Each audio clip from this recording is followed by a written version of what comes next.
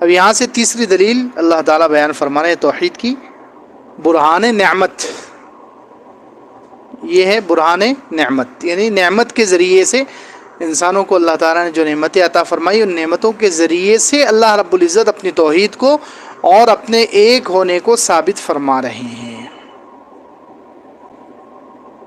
فرماتے ہیں وَلَقَدْ كَرَّمْنَا بَنِي آدَمَ وَحَمَلْنَاهُمْ فِي الْبَرِّ وَالْبَحْرِ وَرَزَقْنَاهُمْ مِنَ الطَّيِّبَاتِ وَفَضَّلْنَاهُمْ عَلَى كَثِيرٍ مِّن بنی آدم، یعنی انسانوں کو کرامت، عزت اور شرافت بخشی ہے. وَلَقَدْ كَرَّمْنَا بنی آدم، ہم نے انسانوں کو معزز بنایا، مکرم بنایا، اونچا بنایا.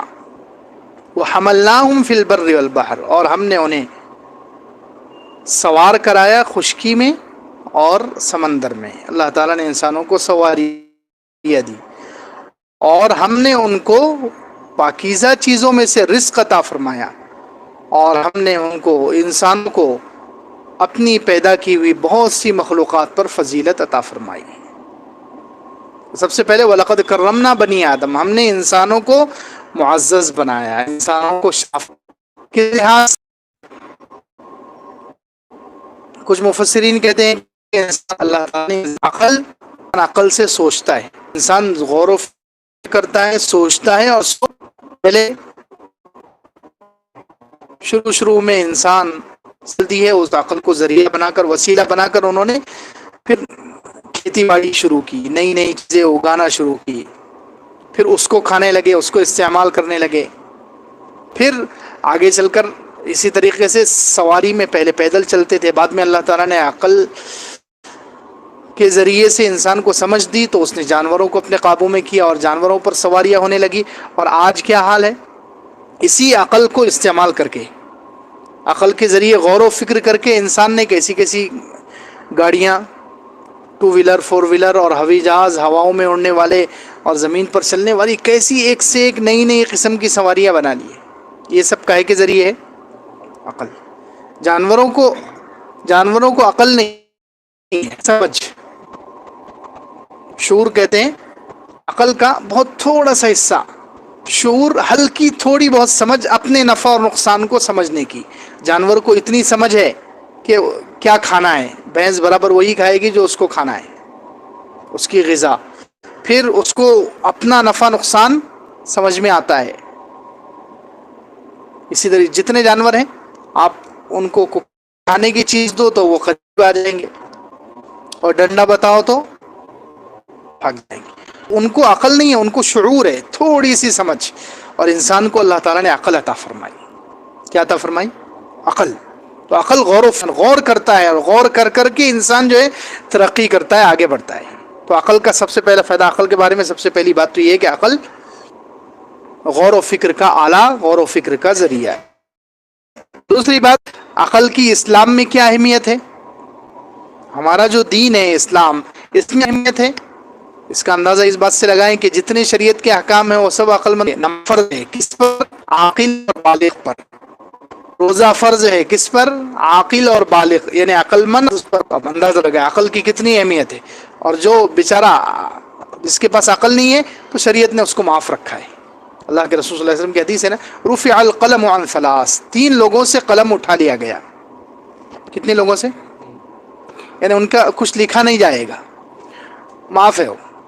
3 لوگ مرفوع القلم کہتے ہیں. 3 لوگوں سے قلم اٹھا لیا گیا.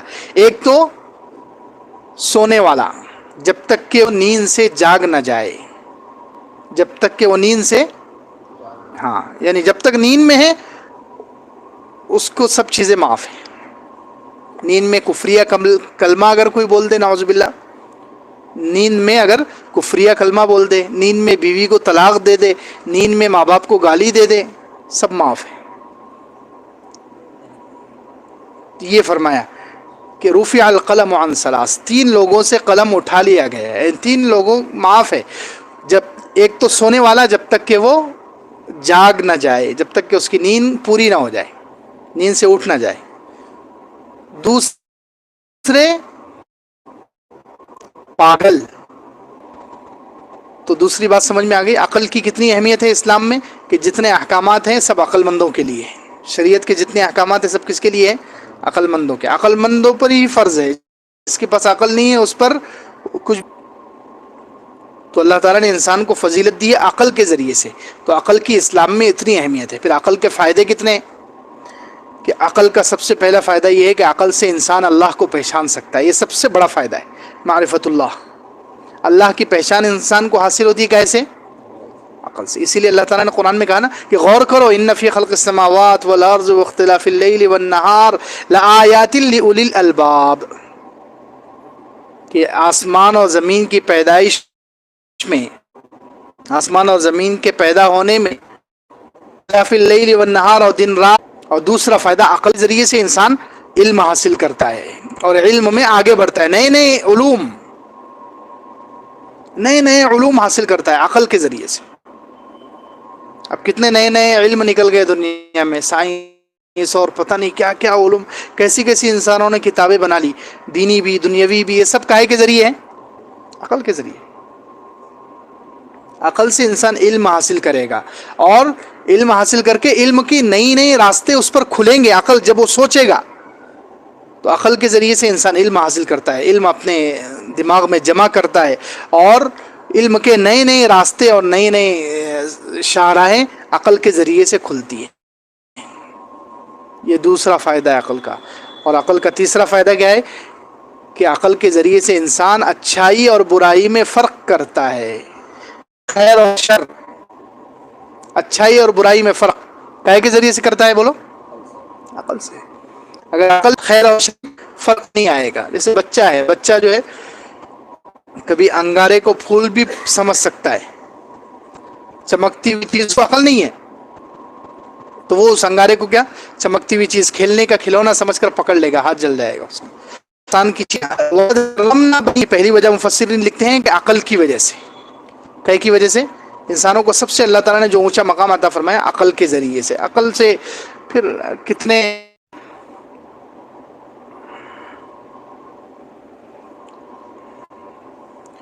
تو ایک تو عقل کے ذریعے سے اللہ تعالیٰ نے انسان کو اچھا بنایا سب سے اونچا.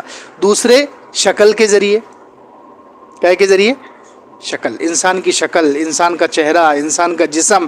انسان کے جسم کے اعضاء جو ہے یہ سب سے بہترین ہے، کسی جانور کے ایسے نہیں ہیں. دیکھو انسان کا سر اونچا ہے. کیسا ہے؟ کیونکہ اس کا مقصد بھی اونچا ہے.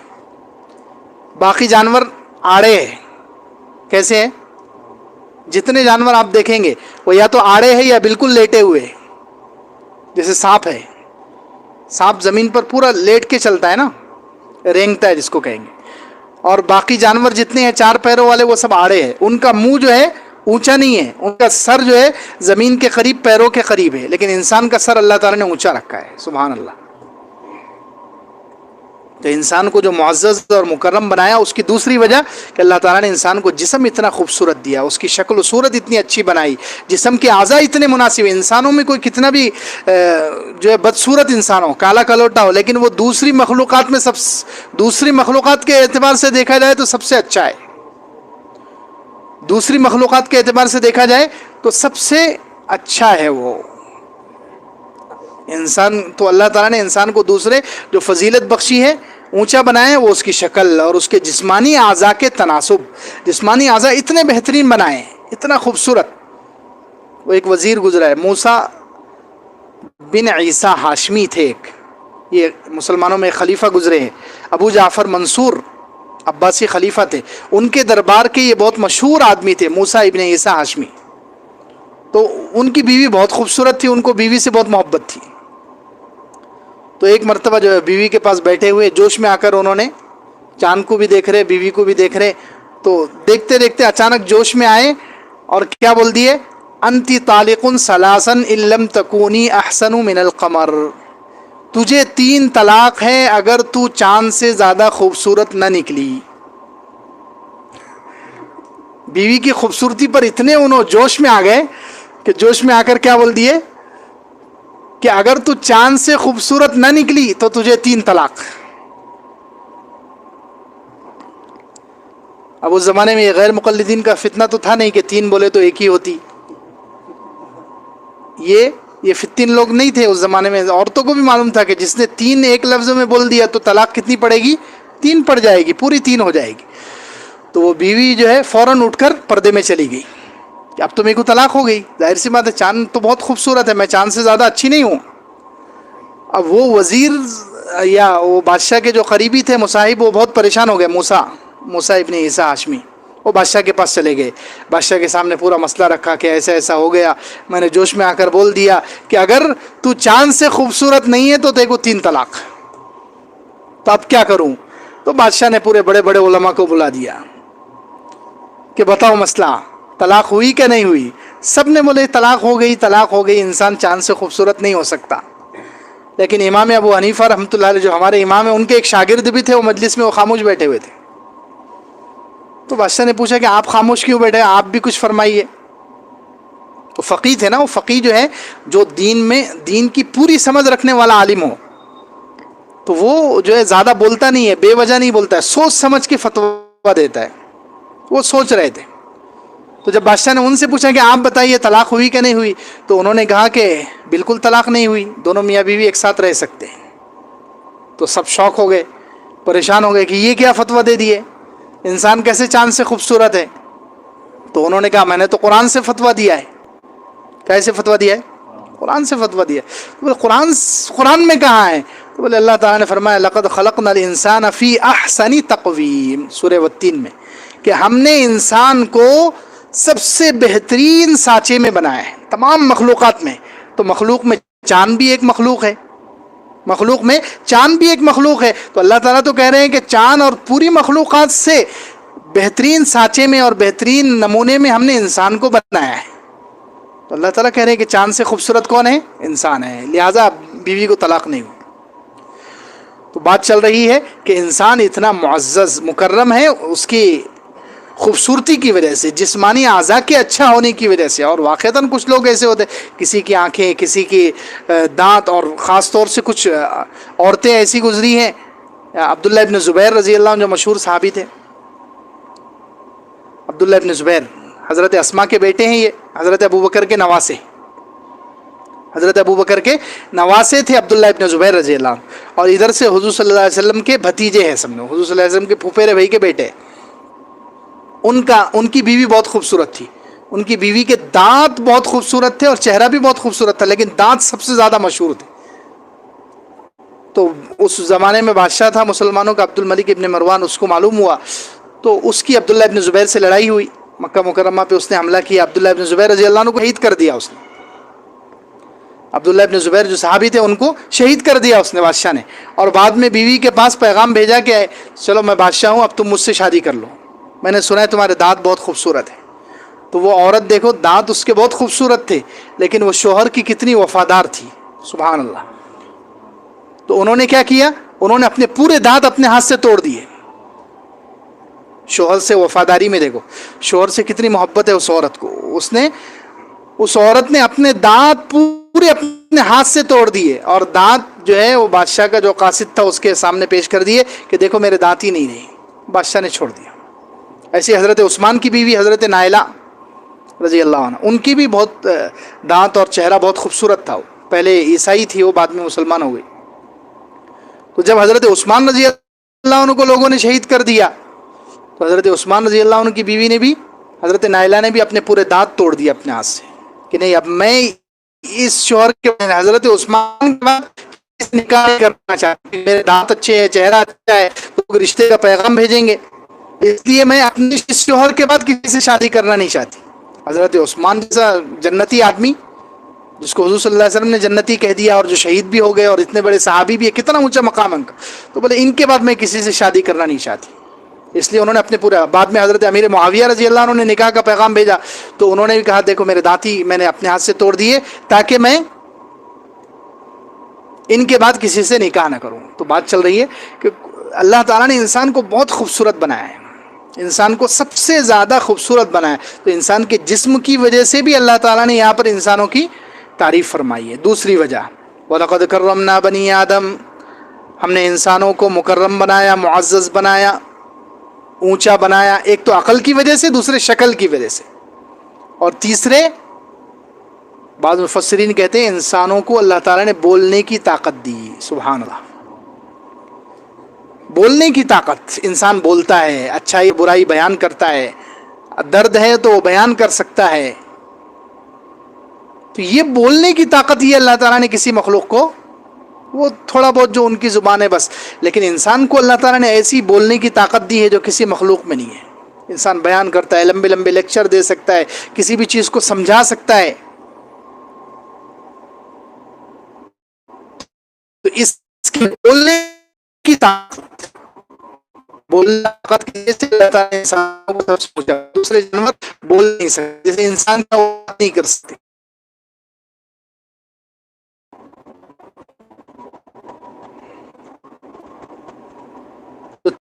اور چوتھی وجہ حضرت عبداللہ ابن عباس رضی اللہ عنہ فرماتے ہیں کہ انسان کے اونچا ہونے کی ایک وجہ یہ ہے کہ انسان ہاتھ سے کھانا کھاتا ہے. سبحان اللہ. کس سے کھانا کھاتا ہے؟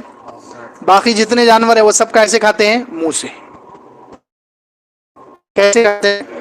یعنی ہاتھ ہمارا سر نہ جھکے بلکہ ہاتھ کی وجہ سے. کہہ دو سبحان اللہ. انسان کا مقام اونچا ہے تو انسان کو کھانے کے پاس منہ نہ لے جانا پڑے. اپنا جو سر ہے یہ اللہ کے سامنے ہی جھکے، کھانے کے سامنے بھی نہ جھکے. اس وجہ سے یہ عبداللہ ابن عباس رضی اللہ عنہ کہتے ہیں کہ انسانوں کو اللہ تعالیٰ نے اونچا بنایا اس وجہ سے کہ انسان ہاتھ سے کھانا کھاتا ہے. باقی جتنے مخلوق ہیں وہ منہ سے کھائے گی، نہیں تو پیروں سے.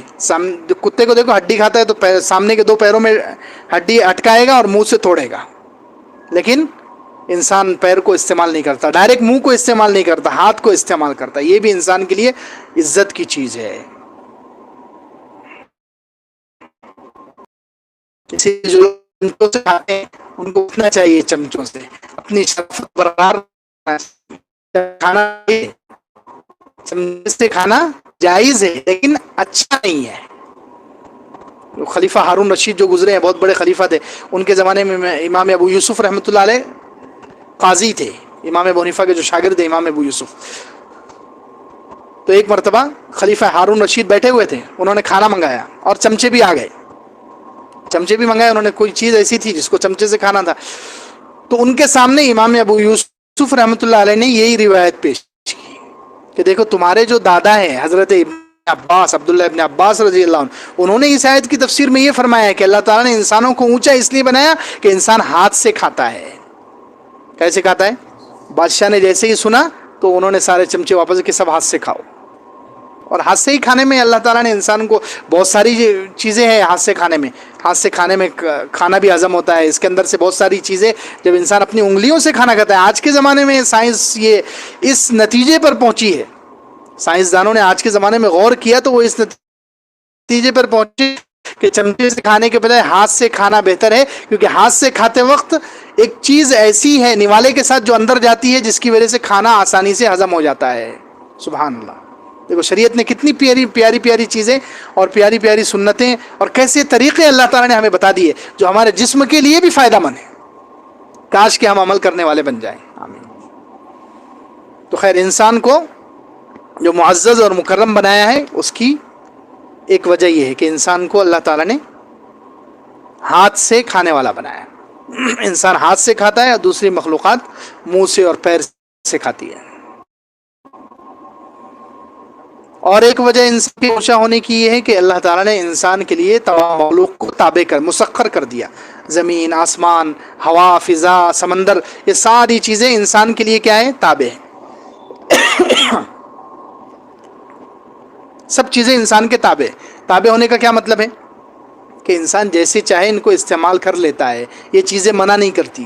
اب زمین کو ہم نے پلاٹ خریدے، وہاں پایا کھودنا شروع کرے تو کبھی زمین بولتی کہ ارے مت کھودو، میرے کو بہت مار لگ رہا، میرے کو کہیں کو اتنا مار رہے، نقصان پہنچا رہے. نہیں، تابع ہے. تابع ہونے کا مطلب یہ کہ انسان جب چاہے کھود سکتا ہے، اندر سے پانی نکال سکتا ہے، یا کوئی خزانہ نکالنا ہے خزانہ نکال سکتا ہے، یا گھر بنانا ہے تو زمین پر گھر بنا سکتا ہے. زمین کبھی انکار نہیں کرے گی کہ میرے اوپر اتنی بڑی بلڈنگ کیوں کھڑے کر رہے، کتنا بوجھ ہو جائے گا میرے اوپر، پہلے ہی وزن کتنا ہے. تابع ہے. سمندر میں انسان چلا جائے، سب بڑا جہاز بنا کر پانی کا جہاز بنا دے اور سمندر میں اتار دے تو پانی منع نہیں کرے گا. پانی انسان کے تابع ہے. تابع ہونے کا مطلب انسان آسانی سے تمام چیزوں کو استعمال کر سکتا ہے. اب ہوا میں اتنے بڑے بڑے ہوائی جہاز اڑ رہے ہیں, سبحان اللہ. انسان نے, اللہ تعالیٰ نے انسان کو عقل دی, عقل کے ذریعے سے لوہے کے اندر یہ مشینریاں فٹ کر دی اور جہاز بنا دیا اور ہوا میں اڑ رہا ہے. یعنی ہوا بھی تابع ہے, ہوا راستہ نہیں روک رہی. حالانکہ اگر ہوا راستہ روک دے تو انسان کی کیا مجال ہے. ہوا حالانکہ کتنی طاقتور چیز ہے, ہوا اگر ہوائی جہاز کو جانے نہ دے اور راستہ روکنے پر آ جائے, ہر دھرمی پر آ جائے, تو بتاؤ انسان کیا کرے گا. لیکن ہوا اللہ تعالیٰ نے انسانوں کے تابع کر دی ہے, اس لیے اتنے ہوائی جہاز اڑ رہے ہیں. ہاں, تو ایک وجہ یہ ہے کہ انسان اونچا ہے کس وجہ سے کہ اللہ تعالیٰ نے ساری مخلوقات اس کے جانور تابع ہے. بڑے سے بڑا ہاتھی کتنا بڑا ہے, انسان کتنا چھوٹا ہے ہاتھی کے مقابلے میں, لیکن ہاتھی کو بھی انسان آسانی سے لے کر چلتا ہے. ہاتھی پیچھے پیچھے جا رہا ہے انسان کے. انسان کا چھوٹا سا بچہ اونٹ کی نکیل پکڑ کر جاتا ہے, اونٹ کی رسی پکڑ, دیکھے نا چھوٹے سا, وہ اگر انسان کے بچے کو, سے ساری مخلوق انسان کے بات مان لیتی ہے. انسان جو کرتا ہے دیتی ہے اس کو. یہ ایک انسان کے اونچا ہونے کی وجہ ہے. تو فرمایا وَلَقَدْ كَرَّمْنَا بَنِي آدم, ہم نے انسانوں کو معزز بنایا, اونچا بنایا, کرامت اور شرافت بخشی ہے.